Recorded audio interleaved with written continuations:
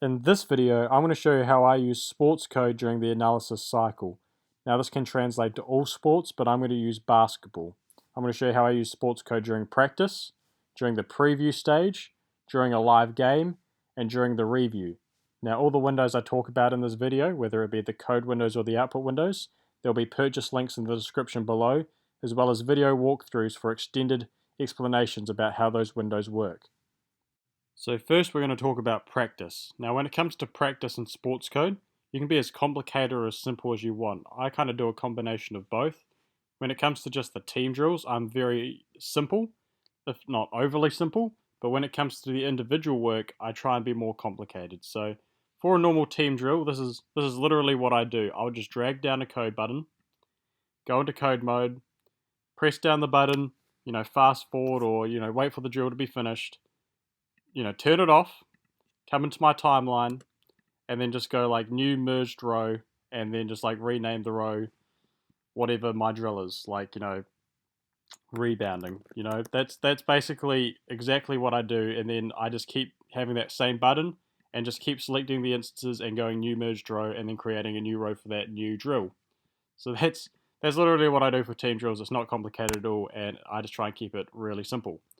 When it comes to the individual work, I try and be a bit more complicated because, then you can get more stats. You can see what the shooting trends are during practice, especially if you've got a team scrimmage. You can keep track of how players are going, how efficient they are and whatnot. So I have this very simple scrimmage window, which is a heavily reduced version of my team code window, which I'd use during a game. So I just go into code mode and it's very simple. I press 1, that's the hotkey for Scarlet, and it gives me all their offensive stats and all of Gray's defensive stats. And then when I press 2, it swatches over. So all of Gray's players now have offensive stats and all of Scarlet have defensive stats. I do this because in practice, obviously, because you're just playing each other and like internally within your team, you're going to switch players a lot. One player's going to be playing for Gray one position, and he's going to be playing for Scarlet the next position. So you're not too worried about things like free throws or team points or anything like that. You're just focused on the individual performance. So from this, you're going to have 2 rows. You're going to have a Scarlet and a Gray row, and you're just also going to have essentially 10, 15, how many ever players are participating in the scrimmage. You're going to have that many rows of just player stats. So then when it comes to an output window, and I've got my example back here, I've just taken this from my game. But this is what the scrimmage window would look like. It's just essentially a basic box score. So we've got field goals, 2-point shots, 3-point shots, rebounding, fouls, turnovers, blocks, steal, assist, and then points. So you've got to keep in mind those points are without free throws. So all of these buttons, of course, have movie capability. So you want to watch all of DJ Carden's 3-point attempts from that particular scrimmage. That's all you have to do is press that and you'll get that clip. So you can create practice edits really quickly. You can see a player the next practice and see what he did well or poorly during the last practice. And it's really good, just a good visualization to see how everyone performed during that particular scrimmage.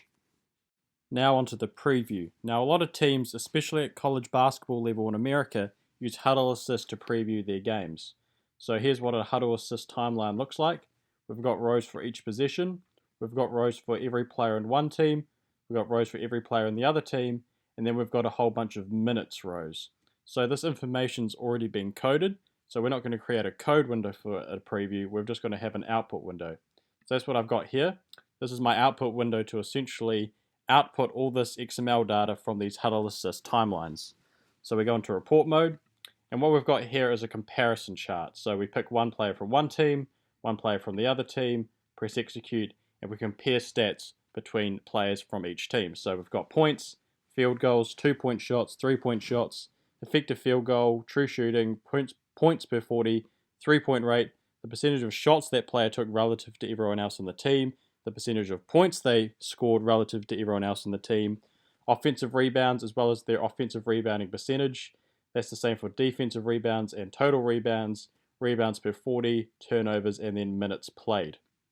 Now everything here's got movie capability, so I want to see all of Isaiah Wilkins' 3-point shots. I click that, and that clip's going to come up. I want to see all of this player's, I think it's Reese Vague's turnovers. I click the 2, and I can see all of that as well. Now, it's going to be really helpful in terms of creating your preview sorters or organizers or just general videos, because now you can find this player's information really quickly and really efficiently and create long videos, your personnel videos, as well as team videos, because when we click team and team, we get the team stats, so all their points, field goals, shooting, effective field goal, true shooting, 3-point rate, rebounds, and turnovers. You're not going to get stats like points per 40 or percentage of shots, because those are individual stats and not relevant to an entire team. So, as I said before, if you want to create good long preview videos, this is an efficient way of doing it, because if you want to see all of a team's 3-point shots, or you want to see all of their points, you want to see all of their rebounding, or what causes their turnovers, all that information is right there, easily accessible. So we've done the practice, we've done the preview, now onto the live game. So I've gone to the start of the second half of this Ohio State versus Villanova game, and I'm going to show you how my code window works for a couple of positions. Then I'm going to fast forward to some free throws to show you how those work, carry on for a couple more positions, and then that'll be it. So I've got to see who's on the court first. Oh, going to mute the sound. See who's on the court first now. I already know who's on the court here. So we've got Muhammad. Oh, got to go into code mode. We've got Muhammad, Washington, Walker, and we've got Young, and we've got Wesson. So that's my substitution matrix. I come over back to the code window face, and all those players are in my player slots. I carry on. I see that Ohio State is on defense, so I press 2 to go into defense. That's my hotkey. I see that they're running man, so Q, that's my hotkey for man defense. And we play onto the possession. I can fast forward all of the passing. We see that Villanova is going to post up Ohio State here and miss the shot. So I go Villanova miss 2, post up rim, and I see that Dwayne Washington comes it down with the rebound, so that's a defensive rebound. I press number 1, which is going to be my hotkey for offense. Fast forward a bit, see what defense Villanova is playing. They're playing man, so again I press that Q for that hotkey. We can fast forward a bit, and Ohio State scores. So that was an assist from Caleb Wesson, so I press assist. I press made 2 for Kyle Young. I see that it was a cut to the basket, and I see that shot occurred under the rim, so I press rim, and all that information is now going to be in my timeline. So if I come and show you, for example, in my timeline, I click man, I click the position, I click made 2, and I click Kyle Young, go into the sorter. We saw that all that information is now in the sorter. We've got the rim, we've got Kyle Young who made the shot, we've got the shot result, we've also got the shot type. So all that information now is in my sorter for when I come and do my output window later. So I'm going to fast forward to an hour, 18 minutes, just so I can show you how free throws work. And there we go. Now I'm just going to make a couple of changes to my lineup. I know that DJ Carden's on now, and I know that Liddell's on now as well. So we see that we're on free throws. So I click free throws on my code window face. That's going to bring up all these stats for my players. I see Carden's made 1 free throw. I see he's made 2 free throws. So in that case, I press 2 free throws from 2 attempts. And that automatically goes into that offensive coding face, just because if we miss that second one, we might get an offensive rebound. So just got to be ready for that. I press 2 because now we're on defense. I click man. Play on. Villanova's got the ball. They drive to the basket. They have a failed shot attempt. So again, it's missed 2 from a drive in the paint. Liddell blocked the shot. Walker got the rebound. Fast forward, and he's fouled by Villanova very spectacularly. So I press foul. Carry on, end the possession. Sideline out of bounds play. So Ohio State's got the ball. So I press 1. I press S. That's my hotkey for sidelines out of bounds. I press Q for man again. We've got the ball. I fast forward a bit. And boom. So Young with the assist. And then Carter with the made 2 from the cut. Again, under the rim. And again, I go on to defense. So that's how this code window works in terms of its flow, in terms of its interface. If you have any questions about how this code window works, My email will be in the description and I'll happily answer any questions. Now that we've coded the game, it's time to look at the stats and analyze our performance. So I've got the timeline here. We've got position rows. We've got, all the Ohio State team stats. We've got all the Villanova team stats. And then we've got all the Ohio State individual stats. So all of this is going to contribute to our output window. And here it is. So we've got two box scores. We've got a basic box score and an advanced box score. I click basic and execute.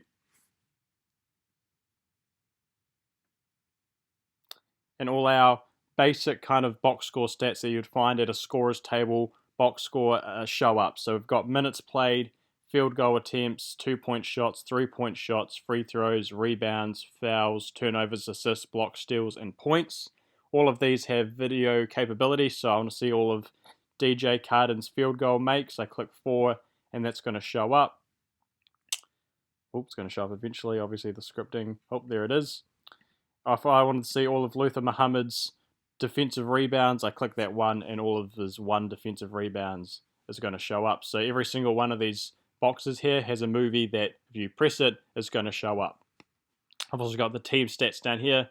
Field goal makes, 2-point shots, 3-point shots, free throws, rebounds, personal fouls, turnover, assist, block, steal, and points. However, Villanova is missing assist, block, and steals because that information was not coded, as that information you can find on a box score, and it's not relevant when it comes to seeing the video of those particular stats. So now when I press advanced and press execute, we're going to get a more advanced box score with more advanced stats. So we've got the position numbers for players who played on both offense and defense, true shooting percentage, effective field goal rate, offensive efficiency rate, 3-point rate, free throw rate, offensive, defensive, and total rebound percentages, assist percentage, block percentage, turnover percentage, usage rate, points per 40, rebounds per 40, assists per 40, the percentage of shots those players took relative to everyone else in the team, the percentage of points each player scored relative to everyone else on the team, and then plus minus, and there's also points here. It's just stayed there from the previous box score. On the team side, we've got possession number on offense, so how many offensive possessions they had, points per possession, and then pace. So that's our box scores. Again, on this advanced box score, everything also has movie capability, though it's just now loosely connected to the stats because the stats are more abstract. So for example, defensive rebounding percentage is just going to have all their defensive rebounds. Usage rate's going to have all their points. Percentage of shots is just going to show all of their shots. So there's still movie functionality, it's just a bit more vague. Now when it comes to these shooting charts to the right hand side here, these are going to start showing when you click either one of these players on the y-axis or one of these teams. So this is where you can get really in depth with your analysis and see where players performed the best in terms of their shooting efficiency. So I'm just going to click a player, I'll click Washington, then execute. And we can see how he performed from different areas of the field, as well as got that color coordinated performance. So, green, green, green, green, we can see he shot really well, though the small sample size is really small. Though we can also see how he shot from different types of shooting types. So catch and shoot, he was 4 from 6, so that's really good. Points per shot, frequency of that shot taken, and then the percentage of his points which came from that shot. He only took one other shot, which was off the dribble, so nothing really relevant there. And then all of these things have movie functionality, so if I want to click and see all of Dwayne Washington's shot from the right wing, I just have to click that button and I can see all of his shots from that particular place. Once it shows up, there it is. Now when I click one of the teams and then press execute, we've got a larger sample size now, so there's more squares and more numbers, so we can see we can shot really well from the perimeter, really well from under the post, really well from a lot of different shooting types, as well as see our shooting points per shot, frequency of those shots, and the percentage of points we scored for each one of those shots. And when you click Villanova, you can kind of compare, and that's where your analysis can really come in. You can see where you defended well, where you defended poorly, where they got all of their points. And again, all of these have movie functionality, so if you want to watch all of Villanova's shots in the paint where they went 0 for 4, you just have to click that and you're going to see all of those shots from the paint. Now the last function of this window is this quarter breakdown. Now I know college basketball is usually in a wars system, however I've just done quarters so you can have a larger sample size. So I click first quarter, execute. You can see Villanova performed really poorly. from all the shooting stats, they only scored 10 points, 1 for 5 from 2-point shots, 2 for 7 from 3-point shots. When I click Ohio State and press execute, you can see they performed far better. 31 points from the first quarter, 7 for 7 on 2-point shots, 5 from 9 from 3-point shots for 55%. So you can see that's where Ohio State really won the game. And also all of these buttons here also have movie functionality. So you want to watch all of Ohio State's 3-point shots in the first quarter. You just have to click that button and all of that video comes right up and is really easily accessible. So that's my primary output window. So you've got 2 box scores, a basic and advanced, shooting stats for every single player in terms of where they shot the ball from on the floor, as well as shooting types. Both those things for team as well. So team shooting charts as well for shooting position and shot type. And then also a quarter breakdown for both the teams as well as the players. I forgot to mention that. You can click the players, press execute, and Dwayne Washington's shooting performance from the first quarter will also be accessible, as well as all the movies and really accessible video that you need. The final window I want to show you is my lineup analysis window. Now what this window does is take combinations of players and show you how the team performs when those players were on the court. So for example, if I click Washington and Wesson and then press execute, we can see that these 2 players were on the floor together for 30 minutes for 106 possessions, and during those possessions they were plus 21 and plus minus and 1.02 points per possession. We can see that they shot well from multiple parts of the floor and during multiple shot types. Now all these buttons have movie functionality, so if I wanted to watch all the 3-point attempts from the top of the perimeter while these two players were on the floor, I just have to click that button and I'll see all those video clips. Now you can also compare lineups, so I want to click off Washington and press Carden and press execute. We can see that these 2 players played together for 26 minutes and there's been a drop off in performance. We've got only a +9 plus minus and a 0.93 points per possession. We're shooting worse from some parts of the floor and worse from some shot types.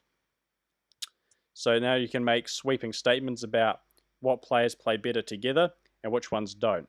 Now this window works best when you have databased multiple games, because then you can click 5 players and see how whole 5-man lineups, how whole 5-man lineups perform. However, just on a single game data set, that you're only going to get like 5 or 6 minutes of a 5-player lineup, and that's not enough data to really make any sort of analytical conclusions. Now this window just doesn't do players, it also does actions and defense. So if you wanted to be really complicated, you can compare how like Carden and Wesson played during baseline out of bounds plays on a zone defense. Like you could get that minuscule. But as I said, you would have to have multiple games, so you could have a really big data set, because on a 1-game basis, Carden and Wesson probably didn't do a baseline out of bounds against the zone defense. So you need a huge data set for this window to really shine. Now the other thing that this window does is you can see how a player plays how the team performs when a player is not on the floor. So if I click Washington and then without, and then press execute, we can see there was only 15 minutes when Washington was not on the floor, and the team performed on a +6 plus minus performance, and it was 0.9 points per possession. So again, we can see how players play when they're on the floor and when they're not on the floor, and again you can make now conclusions about whether certain players should be on with others, or should they be on at all, or should they be on all the time. So that's the end of this presentation. As I said at the start, if you want to buy any of the windows or see further walkthroughs of any of the windows that you've seen in this presentation, there will be links in the description below. You can find me at my website, o'connellcodes.com. My email is also in the description, and I'm pretty responsive on that. I've also got a LinkedIn and a Facebook page at O'Connell Codes as well. So there'll be all these links in the description to all of those things. Other than that, I hope you learned something, and happy coding.